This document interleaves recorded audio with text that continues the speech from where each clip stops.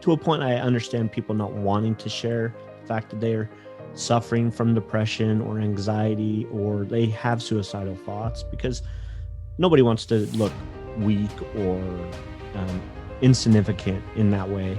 Right. In a world where we care what everybody else thinks, that's hard. Yep. In a world where we feel judged, it's hard. In a world where we feel like we're not safe, that we can't be vulnerable and we don't have those environments, that's hard. And it only fuels the fact that, and I want to be clear here, I'm not a psychologist, I'm not a psychotherapist, I don't play one on the radio or on a podcast, but I have a lot of experience in this area, unfortunately. And one of the key characteristics of that is that's downward and inward. And the answer is to live upward and outward. How do we connect? How do we share? How do we put things out into the world? How do we look for help? How do we engage with others? How do we serve others? That's a lot of the answer.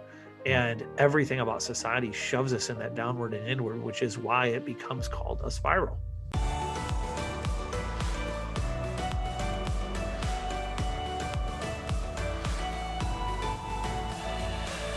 Hey everybody, welcome to Unleash Your Greatness. And today I have a guest on that I'm super excited about. He is an amazing person. His name is Dan McPherson, and he is the founder of Leaders Must Lead. He goes in and helps entrepreneurs turn their business around. And I love the tagline on his website that says he helps unleash their greatest potential. And so he fits right in with the theme of Unleash Your Greatness, and I'm super excited to have him on. So Dan, welcome to the show. I appreciate you coming on and spending some time talking with me today. And yeah. Thanks, Adam, man. I'm glad to be here. I am excited for the conversation. I love what you're all about and the energy and heart you bring to the world, and looking forward to this conversation for sure. Very cool. I really appreciate that. And so Dan, you and I have talked, and you told me your story. You have this amazing backstory of growing up in a not ideal childhood. And you have things like your mom hiding you from your dad for 6 years, and then you have relatives, extended family who are drug addicts that are living with you. And just, it sounds like, one of those stories that you'd see on like a movie that, Eminem would be involved in or something. It's just, it's crazy. So the fact that you went from that to where you are today, helping people unleash their potential, the greatness that's within themselves, is just amazing. And so I want to turn the time over to you and just kind of let you give a little brief where you came from, story of where you came from. I know I didn't do it justice of the introduction, but just tell a little bit about where you are, what you stand for. I know you have some backstory where there's some suicide attempts and things like that. And that's a topic that's dear to my heart. And I definitely want to try to touch on that, because I think there's a big problem in the world right now with that. So I'm going to turn the time over to you, though. I don't want to spoil it for everybody, but just have you give a little introduction about yourself, where you've come from, and what you're doing now, and what your purpose and mission is. I really appreciate that. And the first thing that I would say is that while I appreciate it being called out that, hey, I may have come from a challenging place and a place that's different than some, one of the key truths that I've learned is that everybody has a story, and that your story has value, and your story is the one unique thing that you have and the most powerful thing that you have. So I encourage everybody that's listening to connect with and feel comfortable and gain a comfort in sharing their story, because it has power in the world. For me, my story did begin a little bit crazy, and it's worth noting that I have, in such a strange way, I have a clear memory back to 6 months old. And that is one of many ways, as you get to know me, that you'll find out that I'm freakish. But I do have legitimate clear memories back to then. I can remember the eye doctor that came in to do my eye surgery at 6 months old. And I remember the layout of his room. I remember the toys I played with. I remember what he said to me. So all of these things that I have, they live in my head in such a crazy and powerful and present way. And when I was 2 years old, I was taken by my mother and hidden from my father for 6 years. Unfortunately, she took me into a separate abusive situation. And at the end of that, when I was 8 years old, one night, that gentleman, Ed, came home and he looked at us and he said, I am leaving and I'll be back in 2 hours. And if you're here when I get back, I'm going to kill you. So, as you can imagine, we left. Yeah. And, we got out of there. And I'd love to tell you that the story got better from there, but it was certainly a struggle. My mother and I went back to the town where my dad was. I became reconnected with him, but she didn't. And she and I lived in poverty. And I look back now and realize that, of course, in the middle of it, you're like, this is just life. That's all you know as an 8-year old. But I have found out since that the reason we paid rent is because she was selling herself. I knew then that we didn't have a lot of food. Like I would come home and we'd have half a hot dog and I'd eat and she wouldn't. And I would say, hey, I'd like a little more food. She'd say, you're fine. Go play Monopoly. And I'm like, okay. And I go off on my way, not realizing that she hadn't eaten any food. And I didn't realize that she was doing what she was either. I just thought a bunch of guys are visiting the house. Well, yeah, Right. as it turns out, now I know why. Mm. And I was bullied a lot as a kid as well. I remember a kid in the neighborhood that snapped my glasses in half and I wore him to school duct taped for 6 months.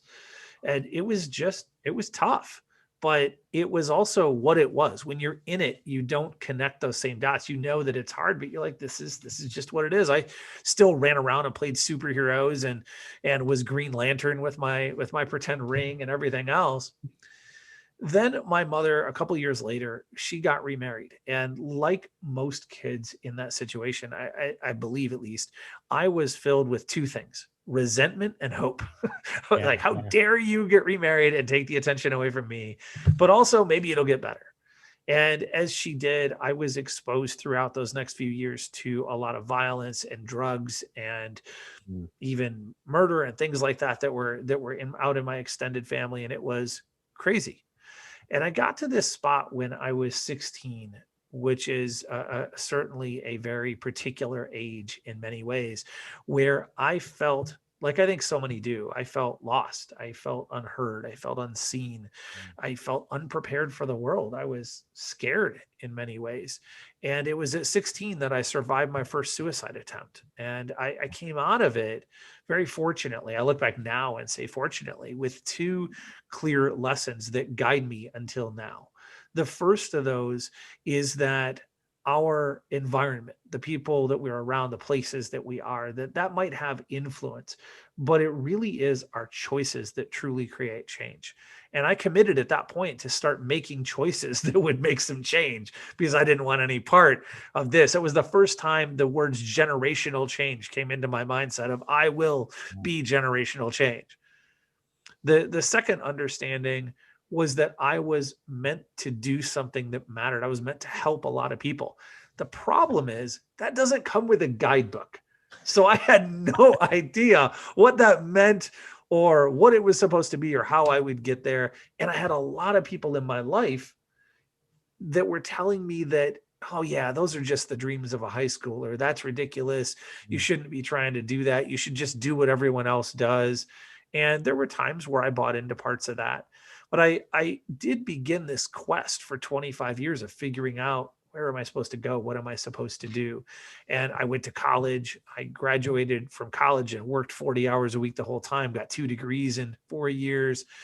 And I can't say I was the single best student, but I learned a lot and I got through a lot. Then I went into sales and I became the best salesperson in my industry. And I said, no, I'm not helping enough people. So then I went into sales management and helped hundreds of people make 6 figures selling. And then figured out I'm not helping enough people. So then I decided to go into quote unquote real leadership. And I use that with very heavy sarcastic quotes at this point in Mm. time. But I became a district manager and then a regional manager and a regional director. I ended up managing 2,000 people and 200 million in business, but I was never fulfilled. I Yeah. never really found what I was meant for. I gained a huge amount of skills and I did it intentionally. The last 10 years of my career, I knew I was going to do something and I wanted to be able to help as many as possible. So I studied every department of every place I was with. Then I got to this spot about 6 years ago where I just knew that I either had to do it, whatever it was, or I had to not do it and admit that I was never going to do it. And much like you, and much like probably many in your audience, I don't have 1% of I'm not going to do it ever in me. So Right. I had to do something. And through a series of events, I started making a plan. And when my bosses a few months later flew in to offer me my third promotion in 5 years, like I'm at like this huge success, doing really well, I sat back, I looked at them, and I said, what would it look like if I declined? And after their jaws got picked up, and mine too, by the way, because my heart's like, did I just say that? Right. I I walked away from over a quarter million a year to go to nothing with no other income in the house, Wow. jumped off the cliff and started my own business. Leaders Must Lead. And that's what brings us to 5 years ago when I really started the path that I'm on now. And I knew that I wanted to help people. I still didn't quite fully understand how. I started coaching, and I coach a little differently than the average bear. I don't do contracts. I really just care about people. And I found that 95% of my clients stayed with me for more than a year and 85 for more than 3 years. So I was doing something right, but I wasn't scaling, and I didn't really know what I was meant for in the world. I traveled thanks to a great group of people throughout Asia with a group called Freedom Summit Global that I helped create. And we got to speak in 6 countries in 45 days. And that was where my mission became clear. I knew that I was meant to help create that generational change that comes back. But I also figured out who with. And figuring out who with was so important because I thought I could help everybody, but if you try to help everybody, you help nobody. Right. And I looked around and said, who is it? And it was the people who felt like I felt when I was a kid. And I think so often that's who we end up helping. And as I looked around, who was it? Who was it that was drawn to me? It was women, it was creatives, it was people in the LGBTQ space. It was those people who felt overlooked, unseen, unheard, unprepared. And as it turns out, because of the world I'd grown up in business, I was able to be a translator for them to a world that wasn't speaking to them and to help them achieve their dreams. I went on this trip, and knowing that, I said, well, if I help those people, what is that going to do? Like, where am I really going? And I connected that big change. Man, I was right. 2,000 people wasn't it, because big change to me means generational change in the world. My North Star is to significantly and positively impact the lives of 1 million creatives and entrepreneurs, to give them the foundations of success they need to achieve their dreams because of what it will do. If you get 1 million of those people to achieve their dreams, it will measurably, by 15% in the next 15 years, reduce human trafficking, hunger, poverty, racism, Yeah. all of those. And that's the North Star that I live for. I also run a beautiful podcast, and I believe in the power of story, as I said earlier. And I'm forming a foundation called Light from Darkness to help prevent suicide. So I'm passionate about that as much with you. And I'm glad to dig into any further, but that's probably more of a story than I even could have shared. So apologies if I went a little too far out there. Oh, oh, that's perfect. And so many things that you shared just now, and when we have talked in the past, have just been amazing to me because so much of what you say just rings so true with me in my life. I often felt in my life the same way as you, is that there's something inside of me that was waiting to come out. And I think everybody has that, where they're like, hey, is there something more for me out there? Am I capable of being more and doing more and leaving a legacy behind that will make a true impact? Because really what we are in life is, you call it a North Star, I call it a ripple effect, right? Like Right. when a drop falls in a large pool of water, and it just Sure. ripples out from there. And that generational change. I my, my father he's one of the greatest men I know, but he has a lot of past things that hold him back because of his childhood. And I think we all have those things, Oh, but yeah. you're so right. Like, we have this generational limiting beliefs that we carry on because of, our parents, our grandparents, our great grandparents, and all these things that happen. And unless we want to be the change and that ripple effect, and I think all of us can cause my dad was better than his dad, and I'm hoping Right. to be better, right? Like we all want to be a little bit better for our kids and our posterity and the people that we come in contact with and do better. But yeah, I just agree with that, but there are also increments and exponents, right?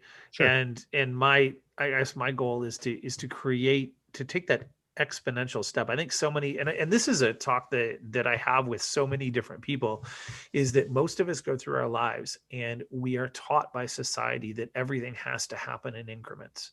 Everything has to happen Mhm. in 1 inch at a time. And there are spaces where certainly that's true. There's the power of erosion is very real, Sure. but there are also opportunities where you can find that Archimedes lever and create something that has exponential impact. And that is something that's important to me, both because I feel drawn to that, but also to help show others that if they feel drawn to that, and not everybody does. I think it's okay to honor the fact that not everybody has these monstrous dreams and feels drawn to that. Like that's okay. Sure. It's your dream that you are drawn to and not allowing that to be covered. But those who do, that can recognize that they can be the lever for exponential change, it matters.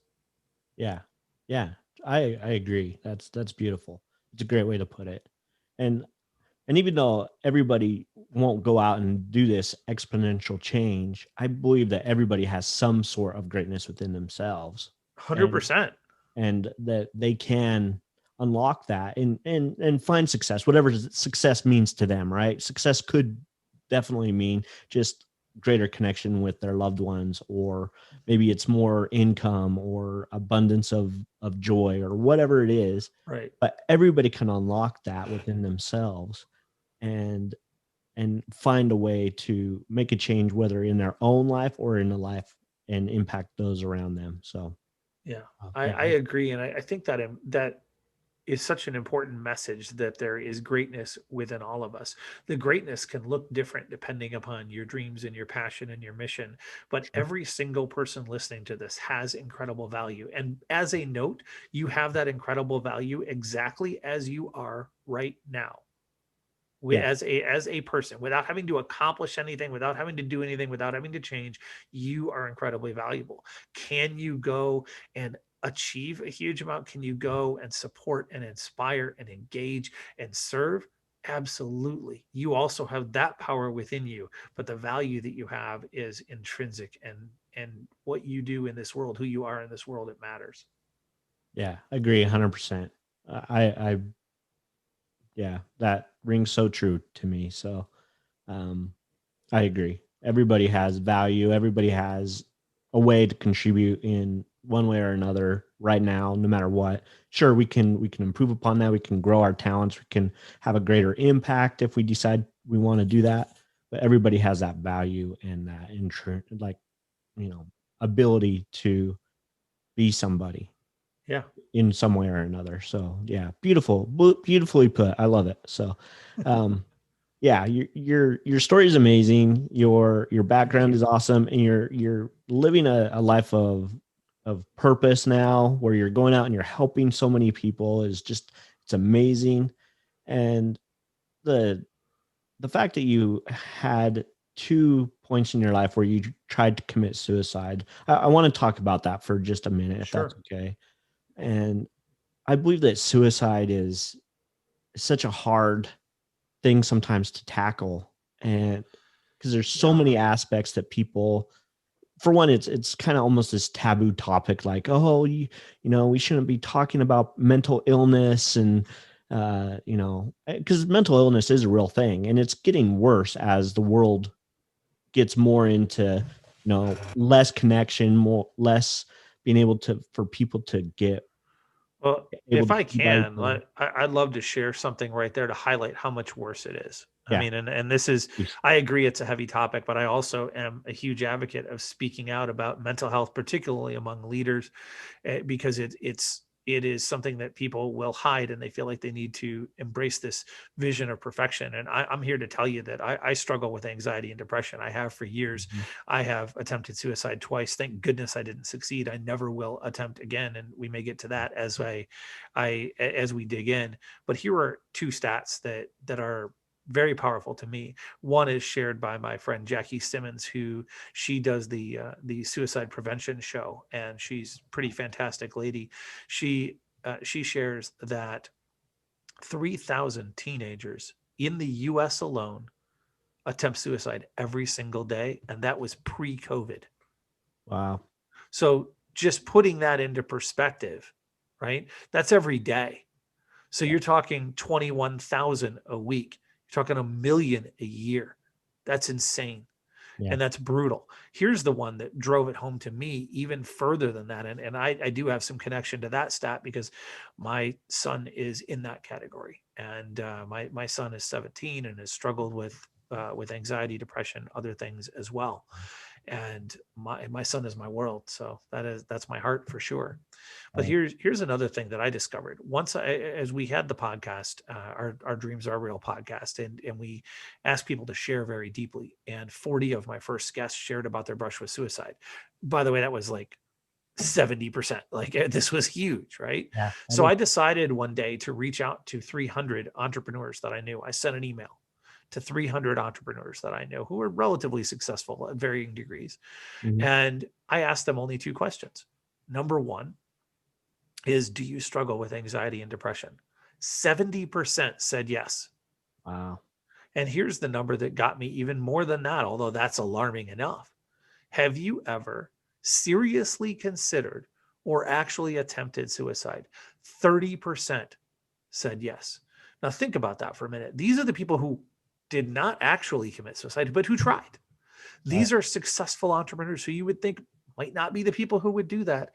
And it was 30%. There is no bigger pandemic in this world than suicide and then anxiety, depression, and the thoughts that lead to suicide. So when you say you're passionate about it, I promise you I am as well. And you hear that in my voice. But Yeah. it is something that needs to be talked about and needs to be addressed. And so many times we either push it down or we shunt it away, or when we're in the audience, we go, I don't want to hear about this. This is too heavy. I'm just going to turn. Guys, listen to what we're talking about. Yeah. It matters. Yeah. So well said. And I agree. It's people people have a hard time talking about it. And I to a point I understand people not wanting to share the fact that they're suffering from depression or anxiety or they have suicidal thoughts because nobody wants to look weak or um, insignificant in that way. Right. In a world where we care what everybody else thinks, that's hard. Yep. In a world where we feel judged, it's hard. In a world where we feel like we're not safe, that we can't be vulnerable and we don't have those environments, that's hard. Mhm. And it only fuels the fact that, and I want to be clear here, I'm not a psychologist, I'm not a psychotherapist, I don't Right. play one on the radio or on a podcast, but I have a lot of experience in this area, unfortunately. Yeah. And one of the key characteristics of that is that's downward and inward. And the answer is to live upward and outward. How do we connect? How do we share? How do we put things out into the world? How do we look for help? How do we engage with others? How do we serve others? That's a lot of the answer. Yeah. And everything about society shoves us in that downward and inward, which is why it becomes called a spiral, right? Yep. Yep. And Exactly. unfortunately, this is what's led. I have lost more than 100 people that I personally have known, and Wow. it is it's really rough. That's super hard and disheartening to hear actually. And I'm sorry to hear that you've lost that many people. My I appreciate it. I mean, I have an extensive network, so there is some Sure. factor in there. I wouldn't want people to think, wow, he knows 200 people and half of them are gone. It's not Right. that. I mean, I'm probably connected to 20 or 30,000 people, but it's still it's just, it's a huge amount. It's been more than 25 months since the last time it was less than two in a month. Yeah. That's really heartbreaking that that many people feel a need to take that drastic of a measure. And there was a time in my life where I was super close to taking my life, and so I understand. And luckily, I did not fall through with that. I was very close, and luckily, I had an experience, a very I would call spiritual experience at the moment that Well, stopped me from falling I'm through. glad you're here, man. I'm glad you're here too. So, and I appreciate that. Thank you. Um, but there is so many people that feel like there's no way out besides that drastic measure. And my daughter, my oldest daughter, she lost a friend last year to suicide, and it was super hard. And she was very close to him. They were on the cross country team together, and they'd hang out all the time and stuff. And it was really quite disheartening for her because her family, or his family, had just, and him had just come back from a trip to Disneyland, and he had gone around and bought like all his friends these little, keychains and Right. trinkets and stuff. And that day at school, he basically went around and handed them all out and said, "Hey, I got this for you. I was on my trip. Oh, I hope you like it." And she was in a hurry in between classes. And she's like, "Oh, thanks. Hey, I'll talk to you later." And then later never happened because that day oh he decided to man. go and step in front of a train before she had a chance to talk to him more about it. And Oh so man, I she's, connect with that because a train was my thing. yeah, That's very, very hard. And so she was just devastated. I'm so And sorry. well, thank you. I appreciate that. And we had to work through that with her, just like we've had to, anybody has to work through it, right?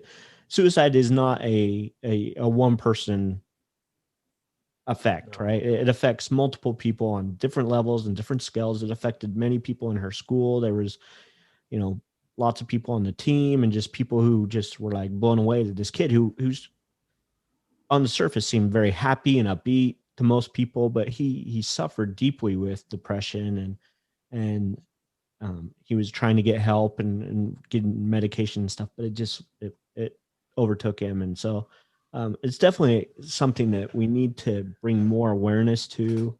It's And I brutally love the fact difficult. that your one of your main things is connection, because I truly believe that that is one of the main factors that can help overcome a lot of these problems that we're seeing, not only in youth, but anybody as the world gets further and further more down the technology lane. And we, especially with right now with the pandemic, and we have to do a lot of these Right. calls over Zoom. Thank goodness we have that capability, but it's hard at the same time because you don't develop as close of a connection to a lot of people if you can't really fully connect in person, I think. So I think and that, it's tougher to it's for a lot of people. I mean, I do Zoom 12 hours a day, so I think I've gotten past some of that barrier, but most people, thank goodness, don't do Zoom 12 hours a day yeah, and they don't get and but in that case they don't get past it and they feel distant. It's hard to feel real connection. And connection does matter. My number one core principle in the world is that people matter most and relationships are everything.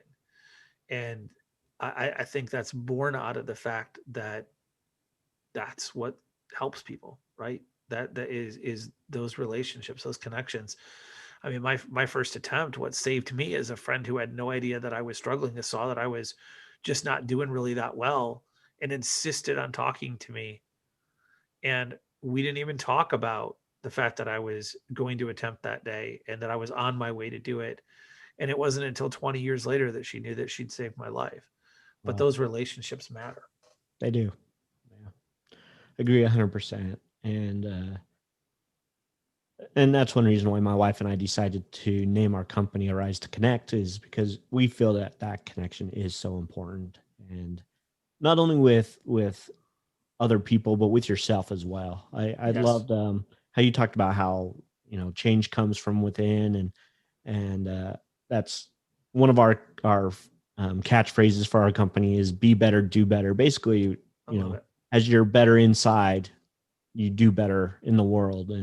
And so it's so important that we work on ourselves, and then we try to connect more fully as much as we can with other people. And so I'm so glad that you're a guy who's into connection. It's so critical, It's and everything, man.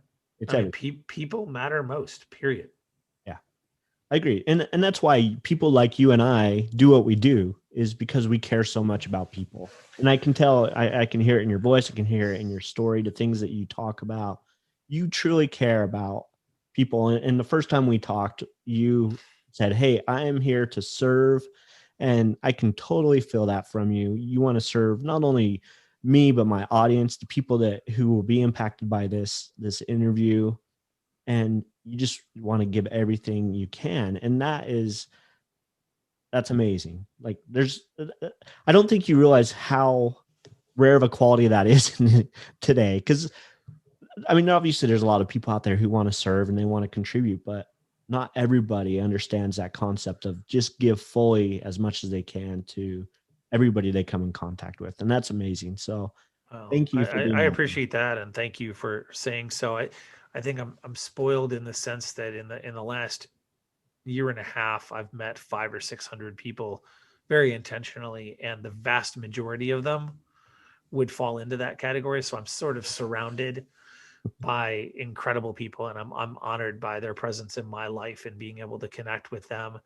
But I also recognize that there's an aspect of living in a bit of a bubble. For example, all of those people, every one of them, they want to get better. They want to move forward. And what I've recognized is that more than 90% of people in this world, if you go out and get outside of my bubble, they, and you ask them to list their goals, and their top 20 goals wouldn't be personal improvement, wouldn't be getting better, wouldn't be moving forward. And Yeah, it's one of those things where it's a great example that whoever we're around, whoever we surround ourselves with, we become.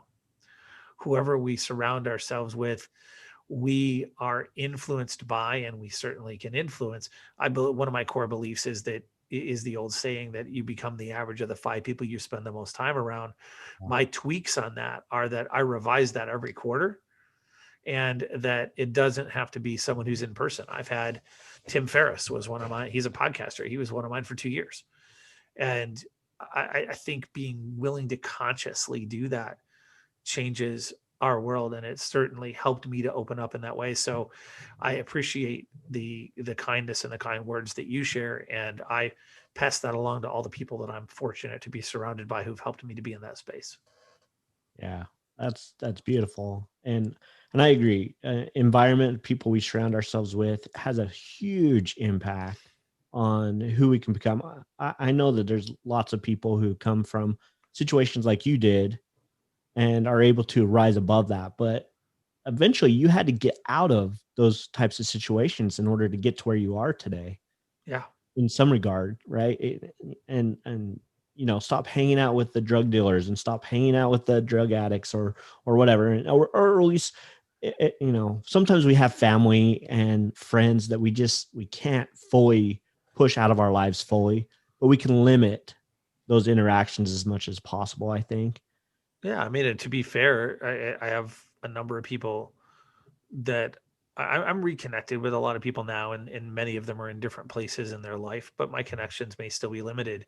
Yeah. But I would say that there are a good number of those people who I did push out of my life completely. I think that in our society, we hear so often family is everything, family first, family this, and man, family is important. Family is there. But Mhm. if family is detrimental to you, it is 100% okay to exit them from your life completely. Yeah. And I it's not, I think, the first option. It might not be the 20th option, but it's got to be okay to recognize that you have value and you matter, and your mental, emotional, and physical health are incredibly relevant. And the societal belief that exists that you have to be connected to family can be incredibly damaging, and it can actually lead to very dangerous situations. So I'm always cautious to remind people that it's okay to separate, to step away if that's damaging to you. And I've stepped away at different points and then I've reconnected, Sure. but I'm conscious of that because I think so often we get it just almost maybe sometimes literally beat into us that's how family is. And so didn't mean to go off on a tangent, but I do think it's an important understanding. No, that's that. I agree. So, um, yeah, beautifully put. I think that we can still be in contact or limited contact with those people and still find other people, our tribe or your whatever you want to call them, right? Your network, your uh, people that you spend the most time with, who will uplift you, who will help you get to that next level. and that's critical to success.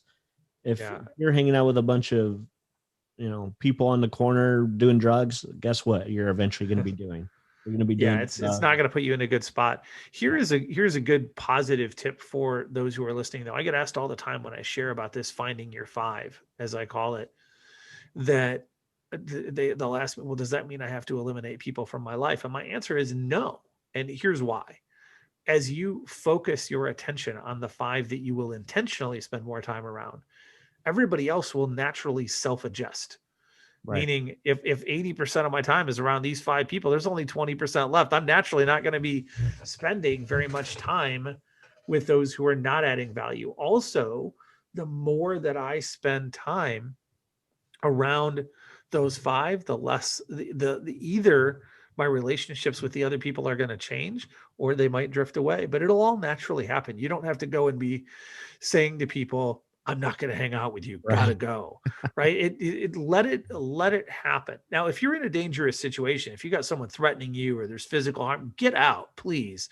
Absolutely. Not saying that you shouldn't sometimes make those calls, more saying that it doesn't have to be the result of really tough conversations and going and basically giving the middle finger to people to say I'm out of here. Yeah. It can much more naturally be I just hang around other people. Yeah. Agree. Yeah, you don't have to write an email saying, "Hey, we are not going to hang out anymore," or Right. send a message on Facebook saying, "Hey, I'm done with you. I'm unfriending you," or whatever. You just the way I like to look at it is you put them in buckets, and you have your kind of your uh, people who you just send a quick message to on their birthday. Hey, happy birthday. I'm glad that we're still friends. Even though we don't do anything together because we're in different places in our life, I'm still happy that we're connected.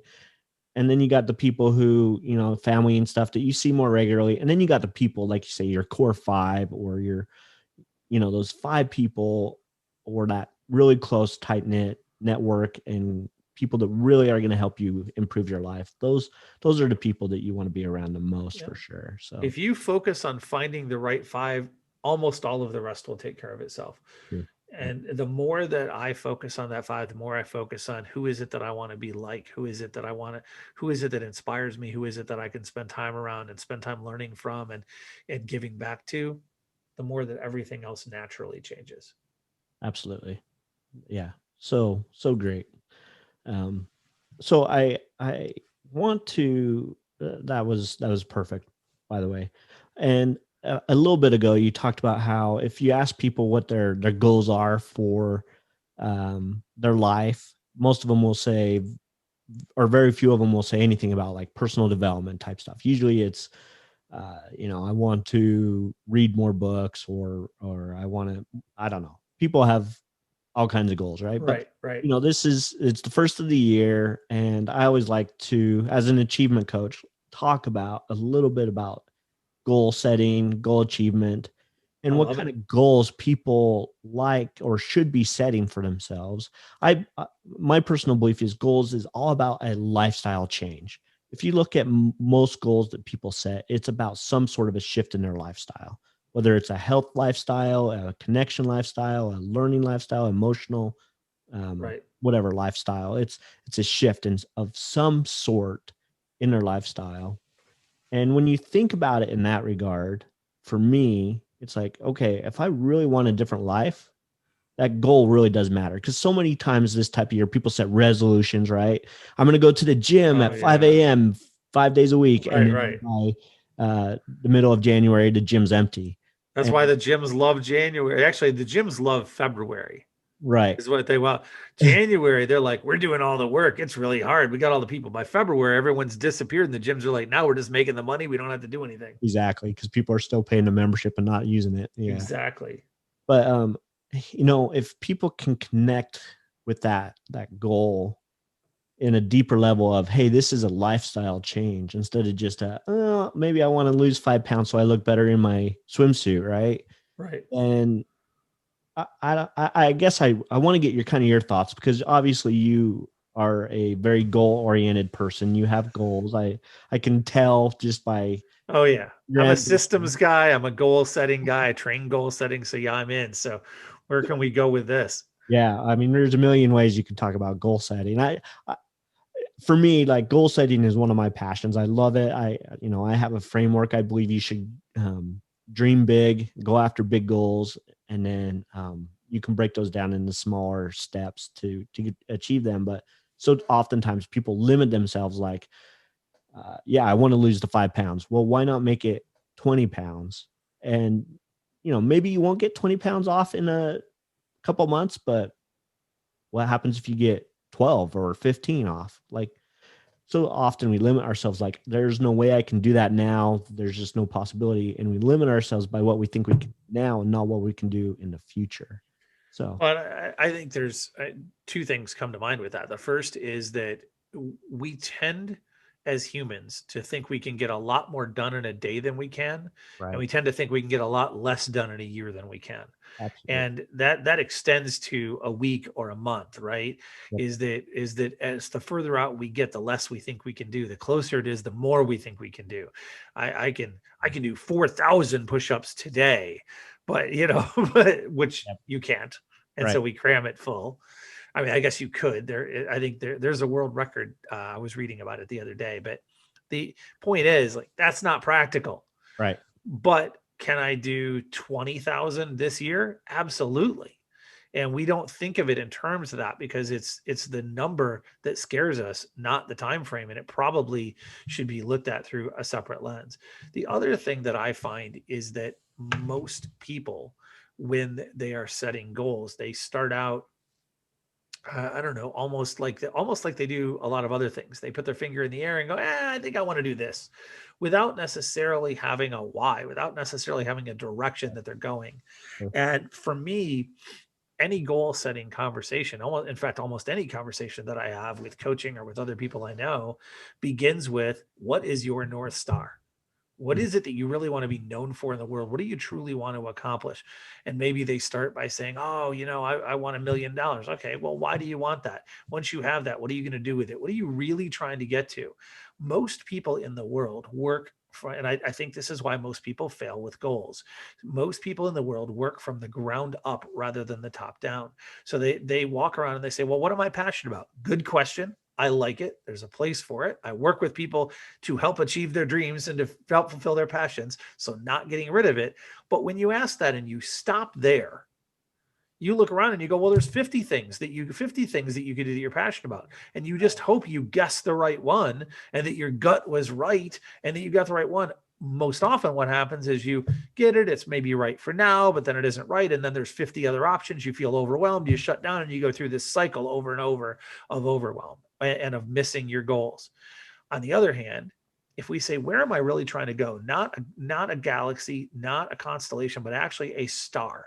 Once you pick that star, that North Star, you can invert everything and life becomes easier. Now you can ask and decide everything in your life with really two questions. One, the first is, does this thing that I'm considering move me toward my North Star or further away? If it moves me further away, then it goes away, even if I liked it, because it doesn't move me to where I'm trying to go.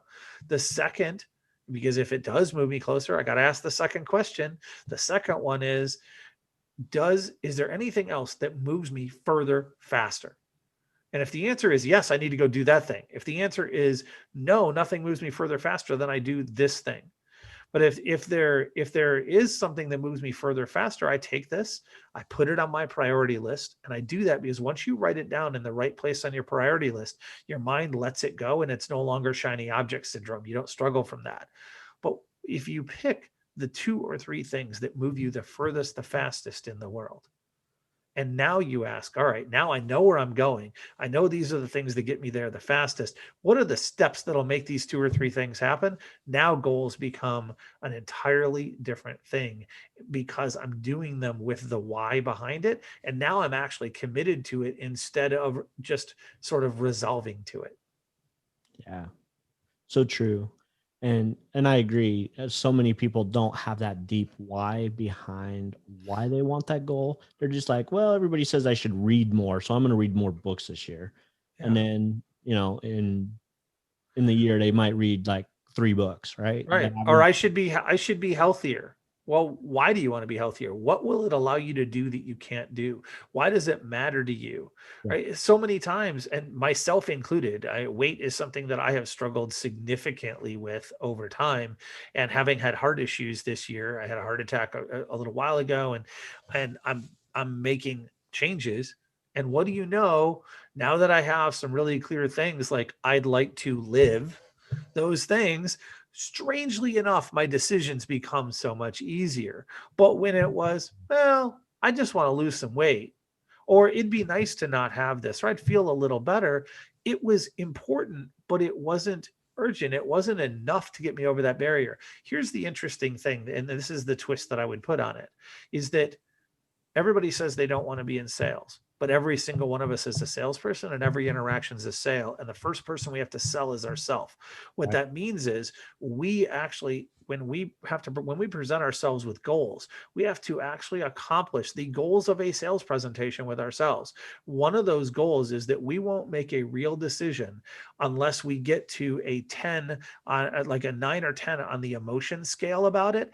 And the decision won't stick if we don't have the solid logic behind it of the why. And so, if you want the best sale in your own life, you've got to be willing to get over that curve. Yeah. I agree. And oftentimes when I'm coaching people and they're like, this is what I want in life. I'm like, okay, why do you want that? Right. And then I go through an exercise which I call the 7 layers of why, and I actually ask them why 7 times, and maybe you've heard that Yeah. term, Yeah. I like to say I ask why until there is no more why. right? And oftentimes when you get to those deeper levels, that's when the tears start coming. They're like, yeah, that's really why I want to, lose weight, or I want to Right. whatever, right? And so, yeah, getting to that emotional state of connecting to that goal is so critical.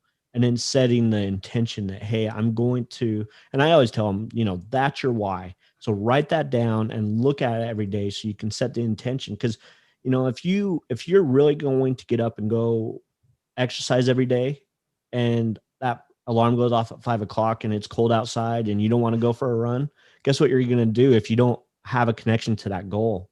Man, I'm You're going to not stay in gonna my do- comfort zone. That bed's pretty snugly. Exactly.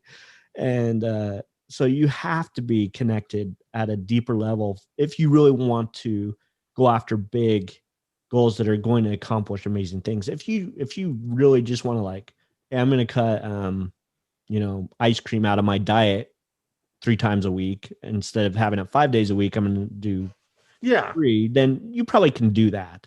But you're not going to make a huge impact on your life, right? That lifestyle change is not going to, maybe you'll lose a pound here or there or whatever, but it's not going to be a huge impact. To really have great impact, like you just talked about, you have to have emotion behind that goal Yep. and know why you want it. And Well, yeah, once you do, everything changes in your life. It's that's part of the journey that I share with my clients, of starting with what's your North Star and going through a 5-step process to end with finding your personal resonance. And once you have, you can know that you've done it because your definition of success changes. And it's interesting because I'm very goal focused. I'm very achievement focused in many ways. But my personal definition of success, the deep, am I successful in life? For the first time in my life has nothing to do with achievement. And that's an interesting hmm, distinction for me, because I've lived my life for goals and for achievements and for all that. And I believe they're important. And I still have many goals and focus on accomplishing big missions in the world. But personally, what I recognized is that if I am fulfilling the mission I'm meant for in the world today, then I am successful. So I can look at you right now and say, I am successful right now without ego for the first time in my life and believe it. yeah. Now, I then use that to allow things to flow to me instead of me having to fight for everything, which is great. But I also use the energy that comes from that to help me then achieve the goals because I'm on that mission, because I so deeply know that mission that we can go achieve goals on that path.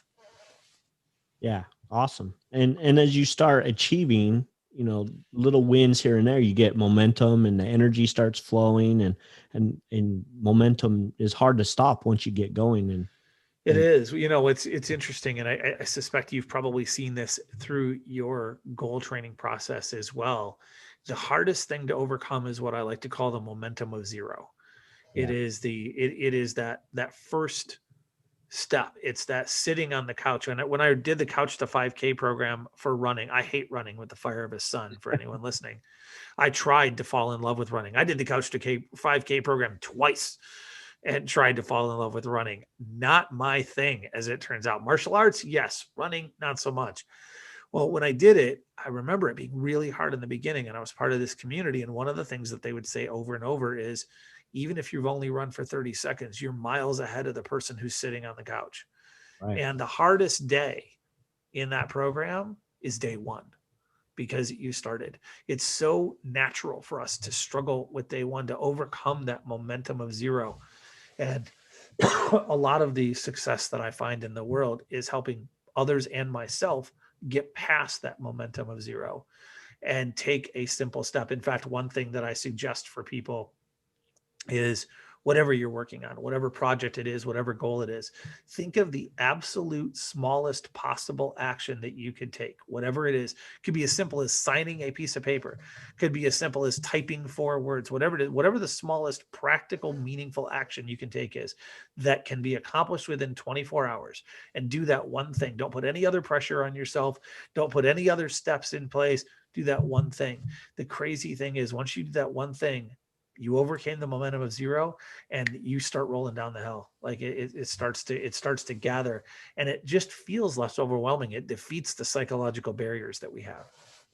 Yeah, so true. It's funny you kept saying, "What's the one thing?" I just recently finished the book called The One Thing. I don't know if you've Okay, read it I'm or not. very familiar with it. Yes. Yeah, it's an amazing book. I really enjoyed it. It had a lot of great concepts in there and strategies. And one of the things that he talks about is the domino effect, right? Mhm. What's that one thing that's going to cause that first little domino to knock over? And as you go, you can each domino can knock over the next domino, even if it's 50% bigger than the first. Yeah. And that's pretty impressive when you think about just that getting that momentum going, knocking over that first domino. It could be, the smallest little thing to start the chain reaction of knocking over the other dominoes. And you It's just, a little similar to what Jim Collins talks about in with the flywheel effect. He talks about it in Good to Great and in a bunch of books after that. Mhm. That the first revolution is the hardest, and the next one takes 50% as much effort, and the next one 50% as much effort. But what he also says is a flywheel has several components, and if any one of them are out of place, it doesn't move. And so we've got to have I believe the first thing is our mindset, right? When I train the 4S learning process that I developed, which is shift your lens, solidify your skills, strategize your steps, and start moving. And that lens shift is everything, because once you see it differently, now you go, oh, I see it differently. Well, I need to get better at this, and I need to use it this way, and I need to do that. Most people are doing what they understand how to do. Now, they may not be doing what they know they need to do, but they're doing what they understand at a deep level that they know how to do. And when you can shift their lens to see it differently, their behavior will change along with it. Yeah. Yeah, that's awesome. I love that. And I like that lens shift, that perspective change is so powerful because lots of times when uh, we walk around lots of times with blinders on our face, right? Like Right. like we can't see, the forest for the tree or whatever, right? And when we broaden that perspective, I remember so unlike you, I actually do enjoy running. Uh, I tried, man. I really, really tried. that's like my exercise of choice. Actually, I'm awful at doing the push-ups and the crunches and all that stuff. But when it comes Right. to running, like I can throw on my shoes and I can go out and run 4, 5, 6 miles, and I Oh feel man, like I'm it. jealous of that. I really am. I tried so hard. I mean, I'll go do martial arts for hours. I'll go do jujitsu or taekwondo or whatever. That I can do. But whew, glad you can run. um, and actually, I just this last year I set a goal. One of my personal goals was to run 1,000 miles, and obviously not all at once, but as I'm like, Right. okay, I want to set this big goal because I've been a fair weather runner, so whenever it's nice out is when I usually will go running. but I'm like, I need to do something to keep me active all year long instead of just during the warm months. And so I'm like, if I set a big goal, then I have to break that down into smaller chunks. Right. And 1,000 miles sounds like a lot, unless you're like a hardcore runner. Like they'll go run 1,000 miles in like 2 months. But uh, Right. for I have a couple me, friends who do that. It's yeah, nuts. I do too. It's crazy. But But I mean, 3 miles a day, right? so I ran 5 miles, or excuse me, 5 days a week. I took a Okay. couple rest days in there. So it ended up being like 4 miles a day, 5 days. Right. But that's achievable when you can go out and run like that. Yeah, it was absolutely achievable. And actually, I reached that goal like 2 weeks before the end of the year. I actually got ahead because I uh, would run maybe an extra half mile here or there and whatever.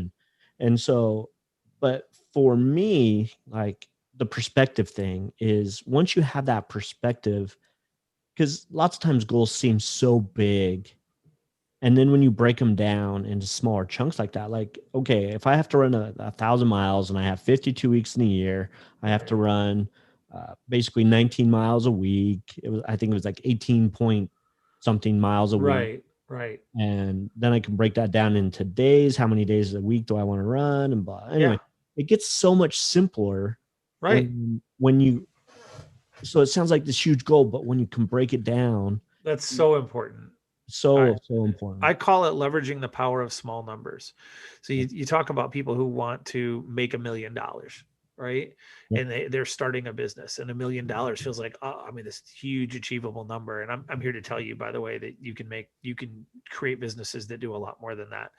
Yep. But when you think about that, you divide it by 50. What do you need? You need 2,000. You need two, or not 2,000. That'd be nice. You need 20,000 a week, right? You do 20,000 a week. What do you need? You need 3,000 a day. You need $100 an hour. If you can develop a business that generates $100 an hour, well, that starts to feel a lot more achievable, right? Yeah. Yeah. Or when I talk to people about making six figures, and it can feel really intimidating. And the part of the reason it feels intimidating is because of what I call the 50-50 rule of how we perceive money and income, but that determines how we perceive money and income. But the thing about making six figures is you look at it and you say, if I'm going to be a coach, what do I really need to do? Well, if my program is helping somebody and I can work with them one on one and it's $1,000 a month, then I really only need to find one person a month to help. Right. I mean, Yep. and you start thinking I could find one person, however it is that you break it down. That power of small numbers matters. Another way that works is think about whatever you're doing. And if there's something that somebody's buying a lot of, and the cost that you're selling it for goes up by $1, it probably affects you by hundreds of thousands. It is True. the power of small numbers always, and that breaking things down to where it feels achievable is so important. It is worth noting that what feels achievable and which of those numbers feels achievable differs by person. So finding the thing that feels achievable to them, to you individually, that matters. But there is something for everyone. And I love that you break that down. Yeah. Yeah. I think it's so important to break it down, and then it becomes this, oh, I can really start doing that. I can start working on it. I can take action today. I can knock Right. over that domino today so that I can get the downward effects later. And Exactly. it's not as big of You can mark something off your list too, man. I swear I'm a to-do list guy. I'll write down the 4 things I'm going to do today. And every one I mark off, I still feel that little hit of dopamine. yeah, yeah, it's always good when you can get that little reward for that check mark. That's done, that's done, that's done. Yeah, it's awesome. Yeah. um, So I was going to talk a little bit about perspective. I remember one day my friend and I were running up this dirt trail in here in Utah by the mountains. We live by the Wasatch Mountains, and Nice. we were running up this trail, and we got to this canyon where you were overlooking, and there's a road that runs up the canyon. It's called Ogden Canyon, and there's this big pipe that runs over the canyon that brings water from like a irrigation area or whatever. Anyways, this huge pipe, like you can walk on it. It's huge. And I remember us talking about how, man, when you're little and you're driving up this canyon, that pipe looks so high and so far away. And when you're up there, above it and you're looking down, you're like, wow, that really isn't that. Right. Like it's so it really is just a shift in perspective. And sure, did it take some effort to get up to that where you can see things differently? Absolutely. That always takes a little bit of effort to see things differently through a different lens. But when you can change that perspective and get a shift in it, then more possibilities open up. Yeah, it's interesting because I mentioned the 50-50 rule a minute ago, and I think that actually that example segues perfectly into it. I generally talk about it in terms of the money that we've made in our life, but it actually works for distance traveled or for things like what you're discussing as well. And it's something that I've discovered that holds very true, particularly for money, but for other things as well. And it's all about perspective. Take whatever, I'll use it in the example of money just because it's the easier example. Take whatever the most amount of money that you've ever made in your life and kind of lock that into your head. Now think 50% more than that. So let's say I'd made $60,000 a year. You think 50% more than that. Up to that point, it feels like I can do that. Like it might be a stretch, it might be hard, but I can do that. Right. Over 50%, it switches into this realm called fantasy, where you're like, well, I'd love to have that. Of course, I want that, but Right. it feels much more like fantasy. So, like to someone who's made 60, 100 generally feels like fantasy. On the flip side, if you look at 30,000 in that case, you go, I could help anyone make 30,000. 30,000's easy. And here's what I found. Whatever you make, that's true, which means when I made 60, that was true.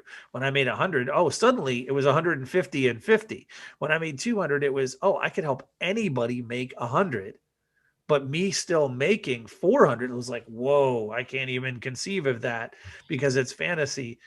And that holds true for distance traveled. Like when I was traveling, when I started traveling the world, I'd gone to the UK, but I'd never gone to but so that felt easy, but I'd never gone to the Philippines, which was twice as far, and that felt scary. And then I did it, and I looked back on it and go, actually, that's really not that hard. That's really not that different, right? And it all just tells you that our mind plays with perspective in such a powerful way. So the more that we can expand our perspective, the more that we can see that, and the more that we accomplish, the more that we will shift. So I agree 100% with that, and I love your description of the pipe. Well, thank you.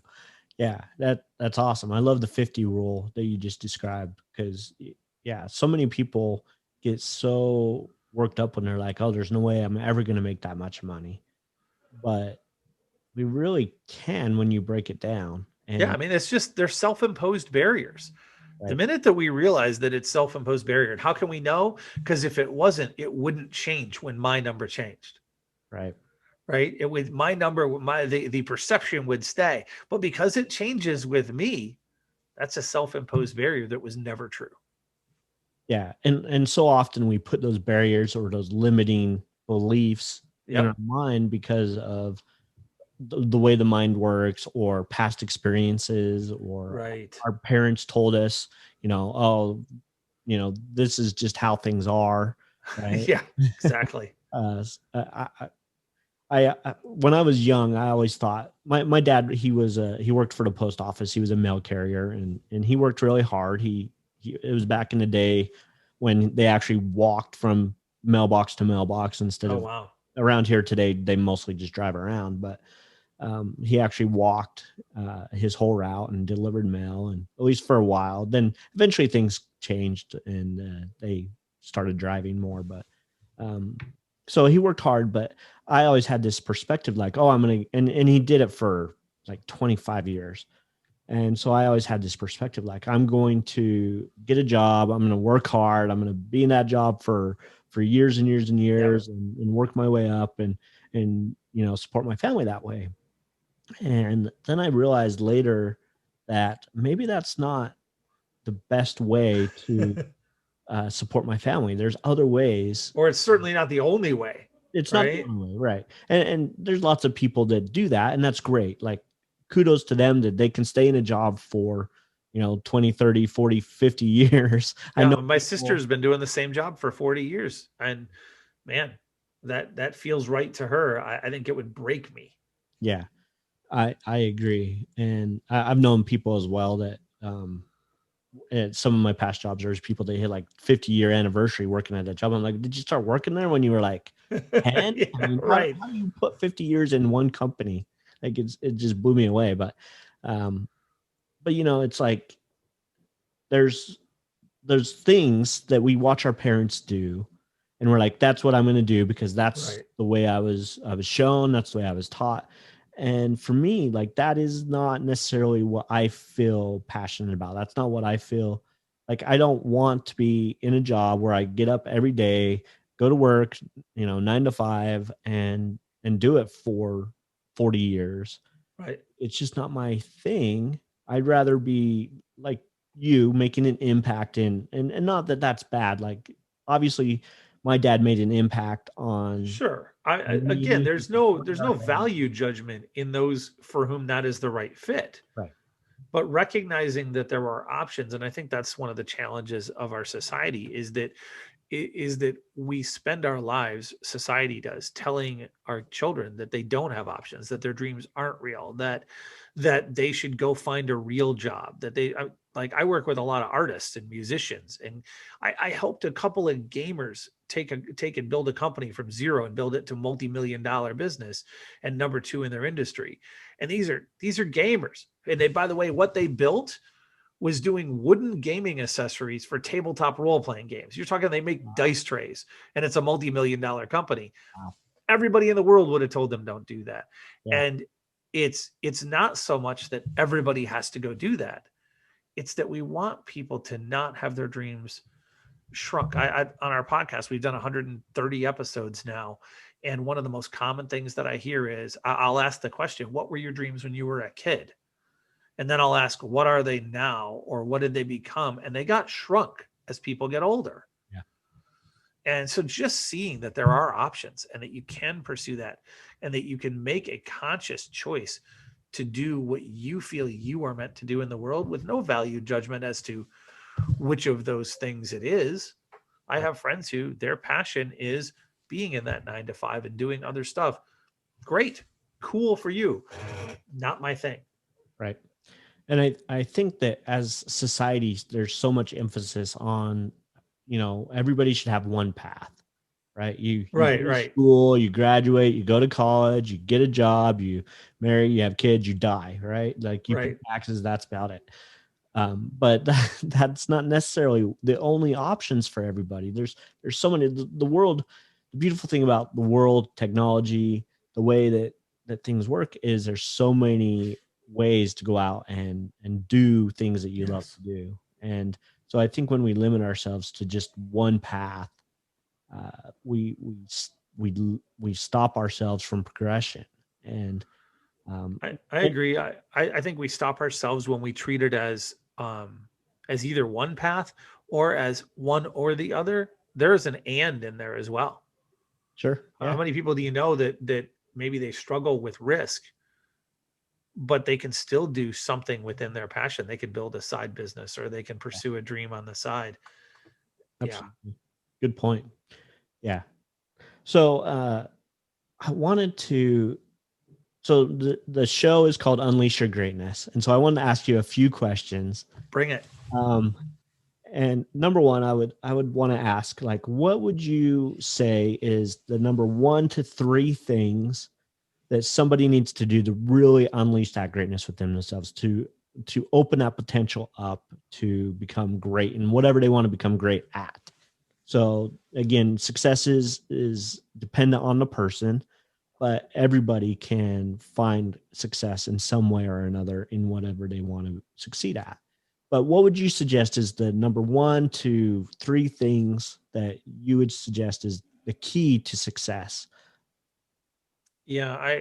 When I get asked this question, I think always first about getting better.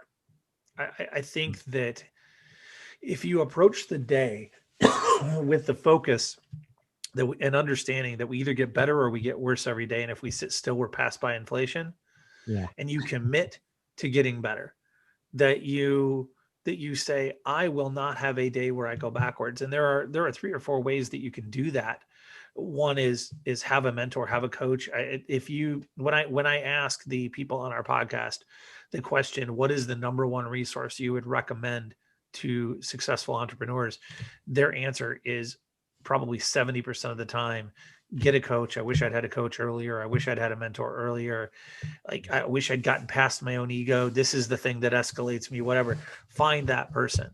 Or whether you find your five. I also, as part of that, put in a growth practice. One of the things I'll do is every night, and it's important that it's at night, I write down how I got better or how I move forward or what I learned that day. And I do it, I write it down. It needs to be written because it interacts with our mind in a different way. And it needs to be non repetitive, and it needs to be in the evening. Why? Because 2.5 weeks later, my brain chemistry changes and I wake up actually thinking about how do I grow and how do I get better. And it puts me in this constant cycle of improvement. So I've committed to never lose a day again. So I think number one is it would absolutely be to learn and grow. And number two would be to build relationships, to be around the right people and learn about people and be willing to put your ego out of the way and seek to serve them, seek to help them.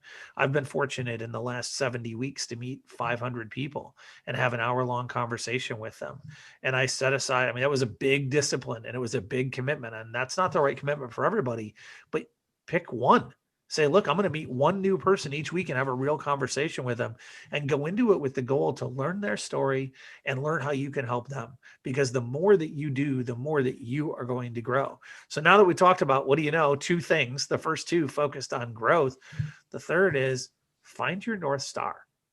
I think really pin down that star. There are so many other things that I could point you to. I mean, I train leadership and communication and all of those things, all of those pieces. But if you look at the beginning of the framework, I think it's really about how do I get better? And I think about this maybe even in the framework of how I train leadership. We talk about it in four pillars. The first pillar is personal growth, because the hardest person to lead is you. And by the way, leadership isn't just the cornerstone, it's the keystone. It's everything. Mm. So the hardest person to lead is you. So focus on personal growth. The second is attitude. How do I view the world? The third is connection. How do I connect with the world? Sound like the thing about people, right? Right. And then the fourth is team. How do I engage? How do I engage with others? Well, for you, I think it's starting with that personal growth. I think anybody, it's about how do I get better? Who am I around, and who am I meeting, and what relationships am I developing, and what is my North Star? Where am I truly going, and why? Because everything else will flow outward from that. Yeah. Cool. I love those. The personal growth is key for sure. I love the journal at night. That's a great tool that I have not heard before. The writing down at night, but it makes complete sense because yeah, as you write those things down, and your subconscious is like, what did I Right. do today? How did I grow? And that self reflection, although not always easy, is so important to knowing where you want to go. And it is, it changes, that subconscious work changes you. And it only costs you 2.5 minutes. To be fair, I always pair it with the other 2.5 minutes that I challenge people to spend in a day, which is in the morning, writing down three non-repetitive things that you're grateful for. Mhm. And it's important that they be written. It's Yeah. important that they be non-repetitive, that you never repeat. I'm 4 years in, I've never once repeated. About a month in, that gets hard. About 3 months in, it's easy again, but it causes you to look at it differently. And it's important that it be in the morning. Why? Because 3 weeks in, once you've done this every day for 3 weeks, your brain chemistry changes, and 10 hours later, you're feeling grateful. And the cool part is, for both of those 2.5 minute things, you never have to think about it the rest of the day. It literally costs you only 5 minutes a day, Right. but it changes your entire brain chemistry. I always recommend the EGGE is how I talk about it, as the three tent poles in your life. 10 minutes of focused exercise a day as well. And now you've dealt with your mental, your emotional, your physical. You've brought calm and stability to your world in only 15 minutes a day. If you really want to be crazy and say that you're actually worth 2% of your own time in the world, add 15 more minutes and feed in every day of either a podcast or a book or something that causes you to grow. And now you've spent 30 minutes of your day on you, which is 2%. And I promise you that every one of you that's listening, you are worth 2% of you. Yeah. Beautiful. Agreed 100%.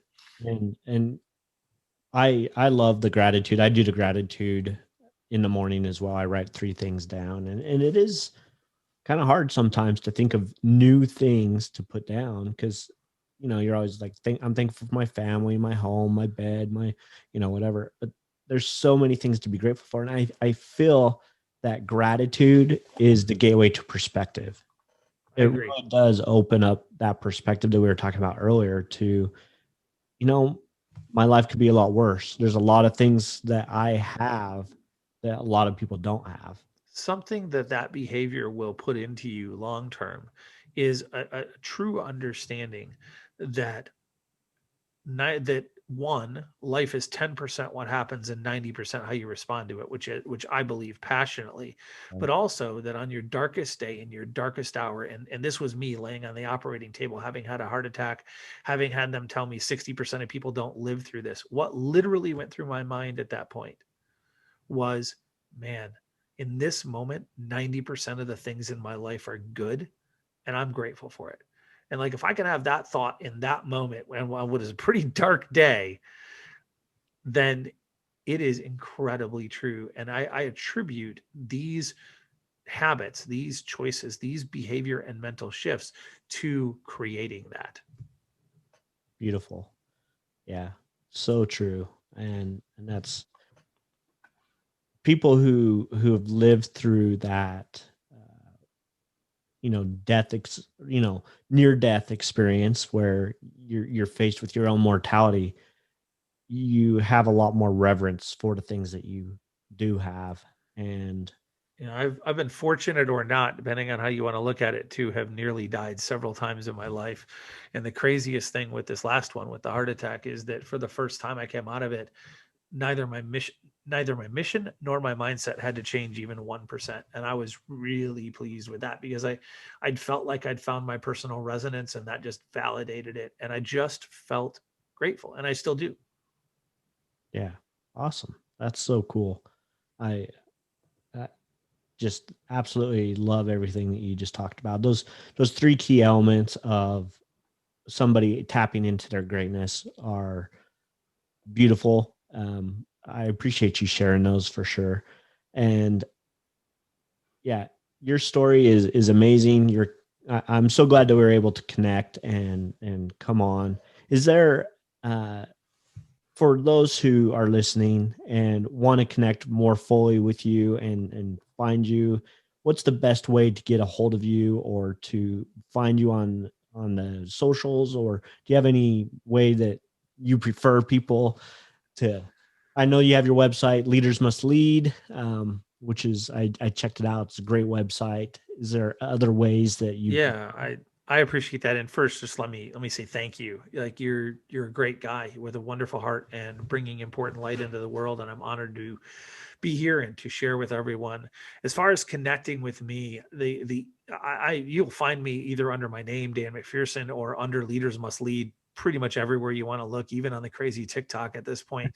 But the probably the best place to go to find out a lot of what's going on in my world, and to engage with an incredible community, is the Dreams Are Real podcast, or Dreams Are Real community on Facebook. It's a Facebook Oh, group. Come join us, and to check out the Dreams Are Real podcast, which tells incredible stories. And we it's like the superhero origin story. We start with what were your dreams and end with what are they now and how did we get there, and take the whole path in between. Those are probably the best places, but check us out on Facebook, Instagram, TikTok, YouTube, wherever your favorite platform is. We probably are, and if not, we will be soon. But I think checking in with the Dreams Are Real community is a great place to start, and will envelop you in a warm, amazing group of people from around the world. perfect. Yeah, I love when people, because there's so many times that I'll hear a podcast or see a video of somebody. I'm like, oh, I want to go see what that person is about more. So I always want to make sure that people have a way of connecting with you and finding you. So I will I for appreciate sure. that. I want that too. I love Well, relationships. I love to meet people. I love to learn about it. So come join us. Check us out. very cool. And I'll be dropping those links in the description of this podcast for sure. So again, I just want to say thank you so much for coming on. I thoroughly enjoyed our conversation. You had so many amazing things, and your story is just fantastic. Going from where you were as a, a child and overcoming so many obstacles, and thank you for bringing awareness to suicide. That really is an amazing thing that we all can do a little bit better on doing. So thank you. I truly am so grateful that you're doing that. So Thank you, man. I appreciate what you're doing. Keep it up. Keep shining brightly, and keep letting everyone know that there's always light through the darkness, and dreams are always real. absolutely agree 100%. Any last parting words before we jump off? I think just the message that I shared earlier that is so important to each of you listening: you have value. You matter. You are incredible. You don't have to do anything, change anything, be anything other than what you are. You're amazing. Yes, you can do more. Yes, you can bring more light to the world and you can serve. But exactly as you are, you matter. And there are people in the world that are right now being impacted by you, that can only be impacted by you and your story.